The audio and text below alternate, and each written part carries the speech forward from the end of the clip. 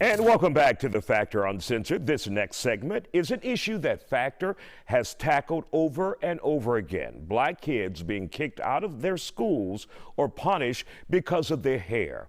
There was DeAndre Arnold at Barbers Hill and more recently Duro Dino in Houston. He was allegedly criticized by his baseball coach for his afro. That coach has now since been transferred because of alleged racist activities with the baseball team. Now Duro is getting his time in the spotlight. But because he's such a young guy, he didn't want to talk again. He already talked to us in the past here on The Factor. He just wants to move on, but he did let us get video of him. Now he's getting time in the spotlight by a man who's traveled the country, highlighting black kids in photos who have been ostracized because of their hair. Meet Jermaine Horton with The Art of Confidence. Usually when you let out a really loud, aggressive, gorilla type scream, it's like so relieving. And you think about the situation at that time, it's like a stress reliever. So Jermaine, this is your third trip to Houston to deal with the hair issue. You're highlighting young people who may have been kicked out of school or ostracized in school by the administration because of their hair. You ever get tired of making those trips around the country, even though you're highlighting and celebrating them? But there's so much negativity associated with it. It is, and it always seems like I come to Texas, man. That's the crazy part. But, you know... You should just set up a bureau here. Yeah, you might be right. It's one of those things that you hate to have it, but you're glad that you do, so that you can have these children still have a sense of confidence and still feel proud of who they are and their heritage and where they come from. So it's tiring, it's exhausting. You know, we have the Crown Act that's enabled, and but they don't apply sometimes to sports. Now, the last time you were here for DeAndre Arnold, who was from Barbers Hill, where they would not allow him to march in his graduation because of his locks. That is correct. And we see what happened with DeAndre. Absolutely. The man is thriving. He's doing some amazing things. And I'm so glad he didn't cut his hair, because with COVID happening, most people didn't even get to go to their graduation. Right.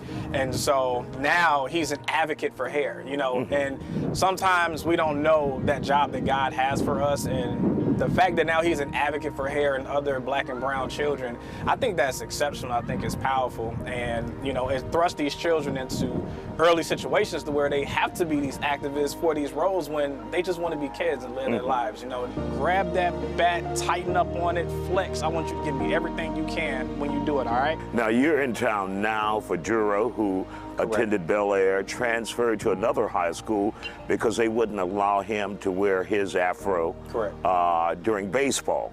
And that led to some other racism issues where the coach was eventually kicked out of the school or transferred. Why was it important to get Duro's story?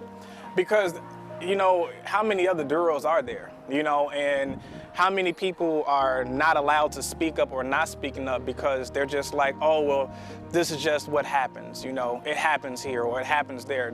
That's not the case, it shouldn't. But now we got the hard part out the way, the emotional part. Now we're just gonna do some epic baseball shots. There's nothing wrong with his hair, you know. His hair fits into his helmet, it fits into his cap, you know, and at what point do we say enough is enough? Not everybody can have curly hair, straight hair, and have blue eyes. This is not how it works. So you're not buying that this is part of sports and you have to adhere to the rules. You feel like there is racism there? Absolutely. If you look into the 70s, you know how many players had afros in the 70s when they were playing baseball? You know, I feel like it's a thing where there are systems in place that tears down our children, and it starts off young, and they tell them, your hair shouldn't look like this. Your hair should look like your peers.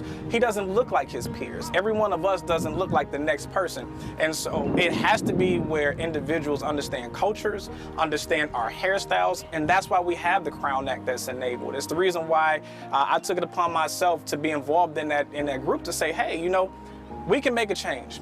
We can do it differently. And if it takes one Duro at a time and this spreads out and others say, hey, you know what, well, maybe there needs to be a change, then I feel like I've done my job, and so has Duro himself.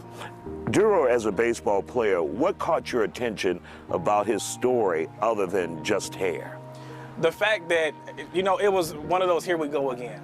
And, you know, when you hear from his mom says, you know, my son is a good kid, you know, and it's so many good children out here that experience these situations. And sometimes it's a good thing where you can have someone like myself come out, but how many other children do not have this opportunity and they go into depression and then think about suicide, and you're wondering, well, why did a 10, 12, 15, 16-year-old end up taking their life?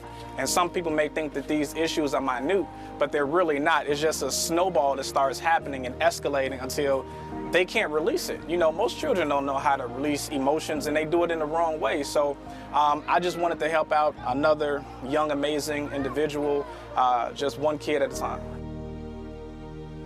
Way to go, Duro, and way to go, Jermaine.